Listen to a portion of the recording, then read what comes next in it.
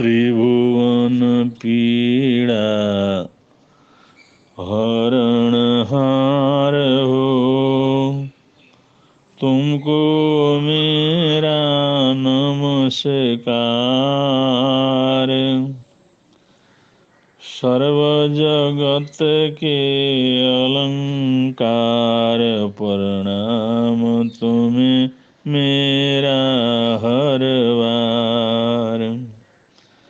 तीन जगत के नाथ आपके चरणों में जाऊं बलिहार।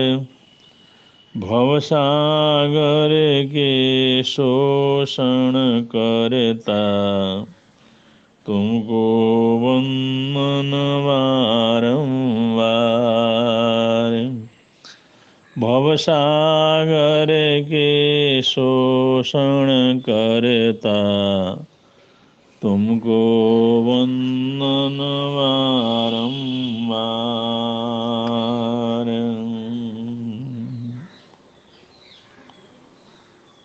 संसार परिवर्तनशील है। सुबह से लेकर के शाम तक परिवर्तन होते रहते हैं। 24 घंटे परिवर्तन चलता रहता है।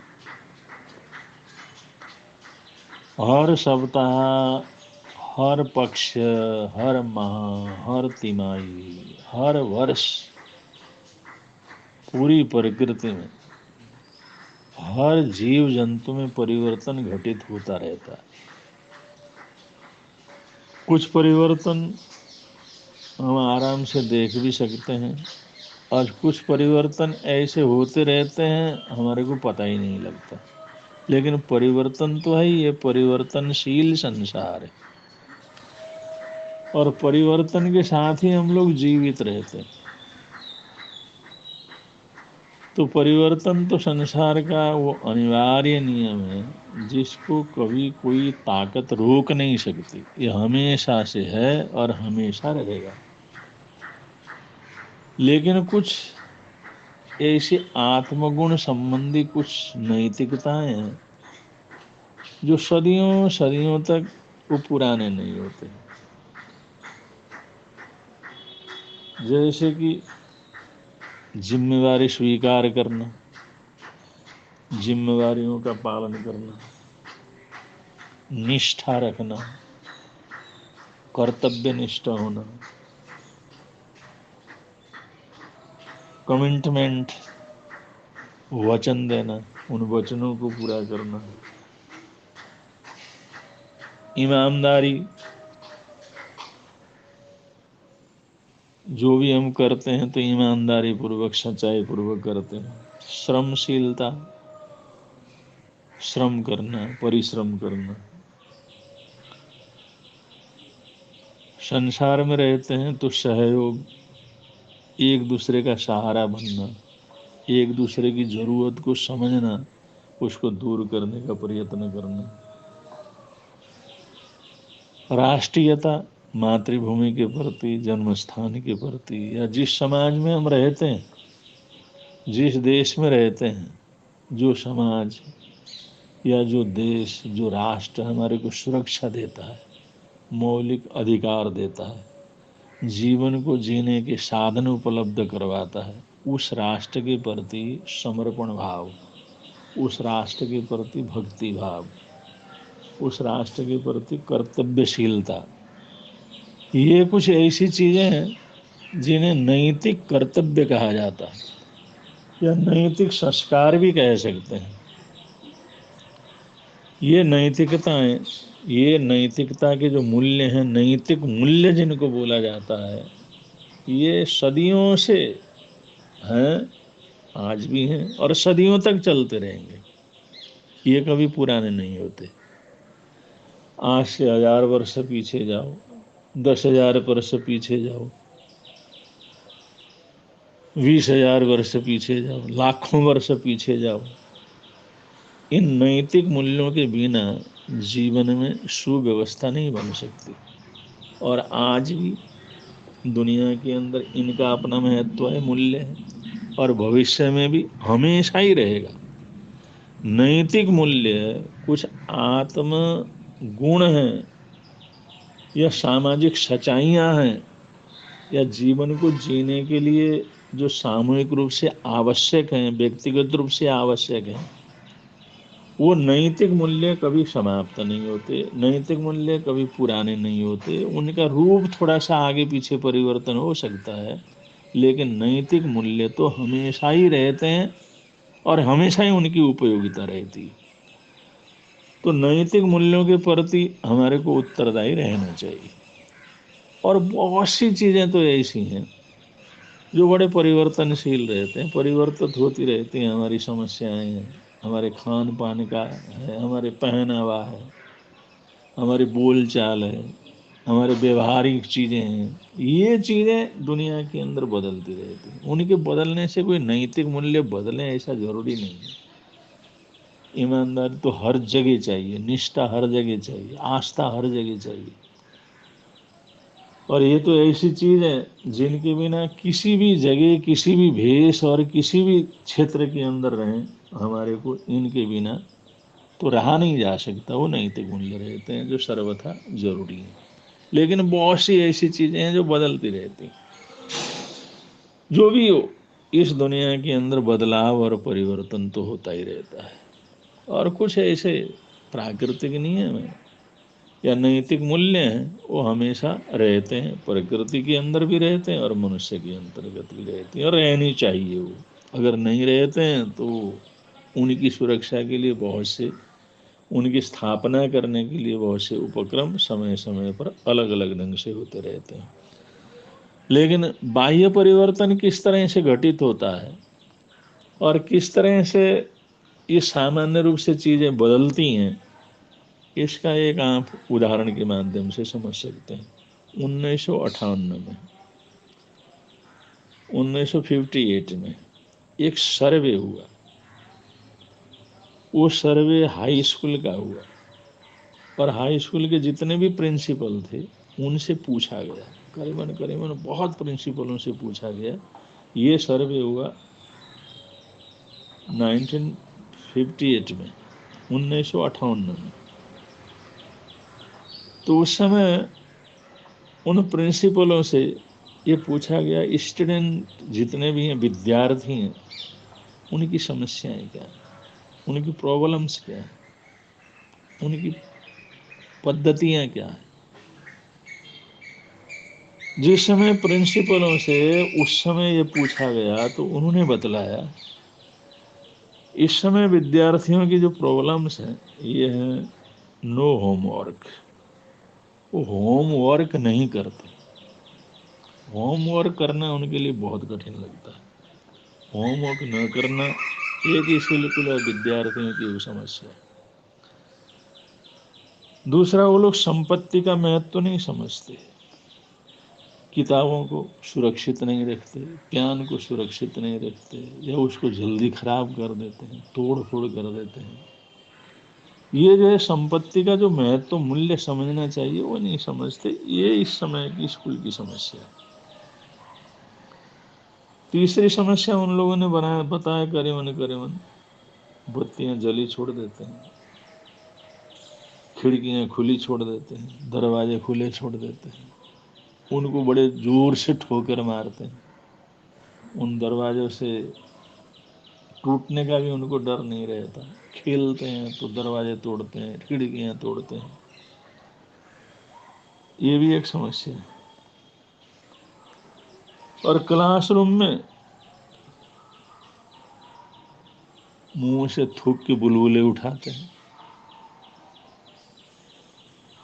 अब एक दूसरे को चिढ़ाते रहते हैं, ये सोचते हैं किसका बुलबुला कितना बड़ा उठेगा। थूक से, मुंह से बुलबुले उठाते रहते हैं। कमरों में भाग दौड़ करते रहते हैं। ये उस समय के सर्वे में, ये स्कूल की समस्याएं, विद्यार्थियों की समस्याएं, ये उस समय थी। और यही सवाल जो ठीक 1958 में जो प्रिंसिपलों से पूछा गया था, सर्वे लिया था, वही सवाल, वही के वही सवाल इसके 30 वर्ष के बाद एक पीढ़ी बीत जाने के बाद 1988 में पूरी पीढ़ी बीत गई, नई पीढ़ी जो है शुरू होती है। तो ठीक वही सवाल जिस समय पूछे गए 1988 में, तो जो प्रिंसिपलों का जो जवाब था वो बिल्कुल चौंकाने वाला था, आश्चर्यजनक था। और वो उन समस्याओं से बिल्कुल अलग समस्याएं थी।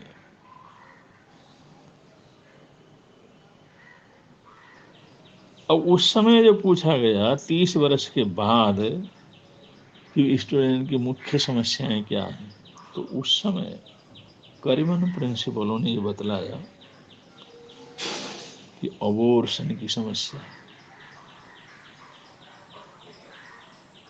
गर्भपात, ये समस्या, एड्स की समस्या, इस उम्र में आकर के विद्यार्थी एडगर्स्त हो रहे हैं, रेप की समस्या, बहुत से ऐसे केस आ जाते हैं, और ड्रग्स की समस्या है, नशे की तरफ बहुत युवक हैं, विद्यार्थी पूरे नशे की तरफ है। ड्रग्स तो एक आम बात हो गई है। और हिंसा, मौत का डर छाया हुआ, कौन किस समय किसको चाकू मारे, किसका मर्डर कर दे, किसको बंदूक से हत्या कर दे, किसको चाकू से गोद दे, ये जो डर है, ये जो भय है, ये विद्यार्थियों में व्याप्त है, स्कूलों में व्याप्त है। ये बड़ी समस्या है। अब देखिए बदलाव, ये बाह्य बदलाव कितना होता है। उसी प्रश्न का उत्तर 1958 में जो था और 1988 में, 30 वर्ष के बाद वो सारी समस्याएं बदल गई, सारे सोच बदल गए। तो ये परिवर्तन होता है।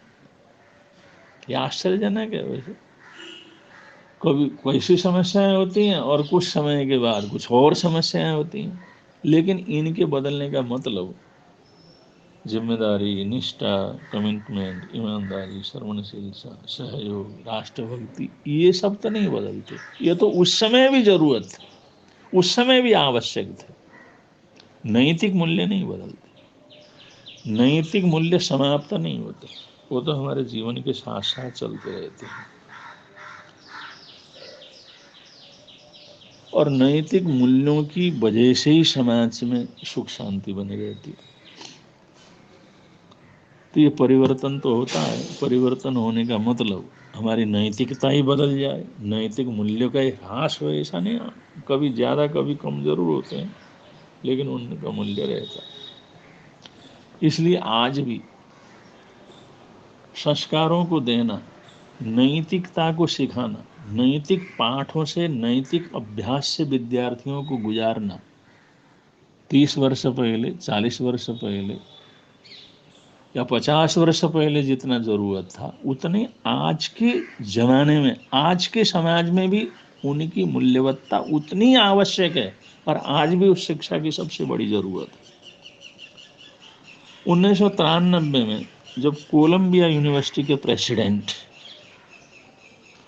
1993 में जब कोलंबिया यूनिवर्सिटी के प्रेसिडेंट माइकल शोबर्न, उन्होंने रेजिग्नेशन दे दिया, त्याग पत्र दे दिया। तो त्याग पत्र देने पर, जब उन्होंने त्याग पत्र दे करके अपने सर्विस से मुक्त हो गए, तो रिपोर्टर ने उनसे पूछा, पत्रकारों ने पूछा, विश्वविद्यालय में क्या कोई काम ऐसा है जो आप सोचते हैं भाई बिल्कुल अधूरा छूट गया है, वो करना चाहिए था लेकिन वो हमने नहीं किया, कोई काम अधूरा छूट गया, ऐसा आपके मन में ख्याल आता है? इतने समय तक आप प्रेसिडेंट के रूप में रहे, यूनिवर्सिटी को चलाया, इतने विद्यार्थियों से होकर के रहे। आज हम आपसे पूछते हैं, कुछ आपको ऐसा लगता है वे कोई काम जो करना चाहिए था, जरूरी था, वो हमारे हाथ से छूट गया, कोई अधूरा काम रह गया, ऐसे आपके ध्यान में आता है? तो कोलंबिया यूनिवर्सिटी के प्रेसिडेंट माइकल शोवर ने जवाब दिया, उन्होंने नैतिक शिक्षा की तरफ इशारा करते हुए, नैतिक शिक्षा की तरफ विशेष रूप से ध्यान आकर्षित करते हुए कहा कि नैतिक शिक्षा की कमी रह गई है। मैं समझता हूँ जो नैतिकता विद्यार्थियों को सिखानी चाहिए, जो नैतिकता के अभ्यास उनको कराना चाहिए, जो नैतिक शिक्षा के बीच में से उनको गुजारना चाहिए, उस चीज की मैं कमी महसूस करता हूँ। ये बात हमने पूरी नहीं की, ये कमी रह गई है। आज जो है ये कमी इतनी है कि एक आम स्टूडेंट को इन विषयों के ऊपर कोई शिक्षा नहीं दी जाती, नैतिकता की शिक्षा देना, ये जो नैतिक मूल्य हैं उनका परिचय करवाना, इसकी कोई आवश्यकता नहीं समझता। ज्यादातर टीचर्स तो ऐसे हैं, इन विषयों को छूने से भी कतराते हैं। ये भी कोई पढ़ाने वाली चीज है, इसकी भी कोई व्याख्या करना है। तो अध्यापक इस तरफ इतने जो है लापरवाह है, वो लोग इन विषयों को उठाना ही उचित नहीं समझते, कतराते हैं उनको छूने से। और सभी समाज में ऐसा है, स्कूलों में, विद्यार्थियों में, समाज में, कि नैतिक शिक्षा देना माँ बाप की जिम्मेवारी है, कि माता पिता, भाई बहन, जो परिवार है, उसकी जिम्मेवारी है बच्चों को नैतिक शिक्षा देना। स्कूलों की जिम्मेवारी नहीं, टीचर की जिम्मेवारी नहीं। टीचर इसकी जिम्मेवारी नहीं समझते, इसलिए अपने को ये लगता है इस चीज में हम बहुत पीछे रह गए हैं।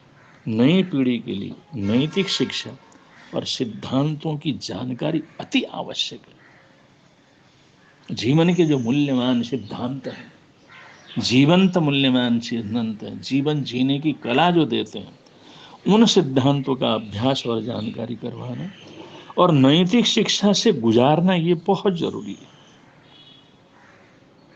और ये विषय प्राय करके पाठ्यक्रम से छूट जाते हैं। पाठ्यक्रम बनाने वाले या उसको पास करने वाले इस तरफ उनका ध्यान नहीं जानते। और सैद्धांतिक मूल्य और नैतिक शिक्षा कोई धर्म नहीं है। बहुत से लोग ये गलती कर जाते हैं, ये धर्म की चीज है। नैतिक शिक्षा या सैद्धांतिक मूल्य, उनकी स्थापना, उनकी जानकारी, उनका अभ्यास करवाना सोचते हैं धार्मिकता। ये धार्मिक नहीं है, ये तो जीवन के लिए अत्यंत आवश्यक जो है ये शिक्षा। क्योंकि सूक्ष्म, सूझबूझ भरे अच्छे सिद्धांतों का ज्ञान होना चाहिए। वो ज्ञान होना बहुत आवश्यक है, उनकी जानकारी होना हर विद्यार्थी के लिए आवश्यक है। अगर ऐसा करते हैं, अपने विद्यार्थी जीवन को नैतिक शिक्षा से और नैतिक सिद्धांतों से अगर जोड़ देते हैं, उनका अभ्यास करते हैं, तो इससे शांति प्रिय सुंदर समाज की संरचना होगी। और जब तक इस चीज को मूल्यवत्ता नहीं दी जाती, तब तक हम जैसी शांति, सामाजिक और राष्ट्रीय शांति चाहते हैं, जैसा अमन चैन चाहते हैं, जैसा खुशहाल जीवन चाहते हैं, वैसा नहीं हो सकता। नैतिकता, सद्व्यवहार, सहनशीलता में जीवन एवं समाज की मूल्यवत्ता बढ़ती। इन चीजों से समाज का बहुमुखी विकास होता है, उसकी मूल्यवत्ता बढ़ती चली जाती है। हर कार्य में एक विकासोन्मुखी प्रवृत्ति रहती है। ईमानदारी, वफादारी, कमिटमेंट, नैतिकता, इंसानियत, न्यायशीलता, निष्पक्षता, सकारात्मकता, ये सब बहुत अनिवार्य हैं। और बचपन से ही स्कूलों में इन चीज़ों की शिक्षा देना, इनका अभ्यास करवाना और इनकी अनिवार्यता तो महसूस करवाना, ये जो है आज शिक्षा व्यवस्था के अंतर्गत बहुत आवश्यक है। ऐसा करेंगे तभी हम शिक्षा की संपूर्णता को स्वीकार कर सकते हैं, मान सकते हैं कि हमने संपूर्ण रूप से शिक्षा दी। अगर सारे सिद्धांत सिखला दिए लेकिन नैतिक मूल्य जीवन के अंदर नहीं आए, तो हमारी ये सारी शिक्षा पद्धति अधूरी रहेगी। ये कहना है कोलंबिया यूनिवर्सिटी के प्रेसिडेंट माइकल शोवर ने। और हमारे भारतीय संस्कृति में तो नैतिक शिक्षा सबसे पहली बात रही कि परिवार में जो संस्कार मिलना है मिलते हैं, और परिवार से निकलते हैं गुरुकुल के अंदर चले जाते हैं। और गुरुकुल के अंदर वो व्यवस्था है जहाँ पर जीवन जीने की कला का अभ्यास करवाया जाता है। 64 प्रकार की कलाएं, 72 कलाएं, शिल्प कर्म, जीवन को जीविका किस तरह से उपार्जन करना, क्या क्या चीज़ हम बना सकते हैं, क्या क्या होना चाहिए, इन सभी चीज़ों का ज्ञान, सभी चीज़ों की जानकारी, सभी चीज़ों का अभ्यास गुरुकुल व्यवस्था के अंदर दी जाती थी। और हर जिले में, हर गांव और हर जिले में गुरुकुल रहते थे, और हर बड़े शहर के साथ गुरुकुल रहते थे। और गुरुकुलों का पूरा ध्यान रहता था कि चाहे समृद्ध संपन्न लोग हों, सेठ साहूकार हों, किसान हों, या आम जनता हो, या वहाँ के राजा महाराजा हो, उन सब का उन गुरुकुलों की तरफ ध्यान रहता था। भाई गुरुकुल की जो आवश्यकता है उसको हमने पूरा करना, गुरुकुल की जो व्यवस्था है उसने हम पूरा करना। तो वहाँ पर सभी लोग, समाज का हर वर्ग के बच्चे बड़े संभावपूर्वक, स्नेहपूर्वक, एक रूपता से, वो 20-22 साल की उम्र तक, 25 साल की उम्र तक उस वातावरण में रहते, तो उनकी नैतिक शिक्षा इतनी मजबूत हो जाती थी, जीवन जीने के जो सिद्धांत हैं उनके जीवन में ऐसे रच पच जाते थे। और उसके बाद कहीं भी वो जाएं, उनको कारोबार की कमी नहीं, भूखे मरने की ज़रूरत नहीं, काम धंधे की कमी नहीं, कोई भी काम कर सकते हैं, कहीं भी जा सकते हैं, पारस्परिक सद्भाव उनके अंदर है। तो ये सारी शिक्षा गुरुकुल शिक्षा व्यवस्था के अंदर थी, और उसी वजह से हमारे देश का सम्मान था, आदर था, सत्कार था। और भारतीय शिक्षा पद्धति को एक गुरु के रूप में, श्रेष्ठ शिक्षा पद्धति के रूप में, एक आदरणीय अनुकरणीय शिक्षा पद्धति के रूप में स्वीकार किया जाता था। इसलिए दुनिया भर से जो सृष्टि पुत्र हैं, या राजकुमार राजकुमारियां हैं, या जो संपन्न लोग हैं, वो लोग भी भारत में, यहाँ की विद्यालयों में, यहाँ के उन जो गुरुकुलों के अंदर पढ़ने के लिए आते थे, और यहाँ एडमिशन लेकर के पढ़ाई करते थे, शिक्षा प्राप्त करते थे। और वो जहाँ जहाँ जाते थे वहाँ पर भारत की महिमा जाती थी, भारत की सकारात्मकता जाती थी, भारत का श्रेष्ठ चरित्र जाता था, तो भारत का ज्ञान जो है पहुँचता था। इसलिए इस देश का मान था, सम्मान था, आदर सत्कार था। और ये नैतिक शिक्षा और नैतिक मूल्य तो हमारे जीवन के लिए इतने आवश्यक हैं, उनको भुलाया नहीं जा सकता।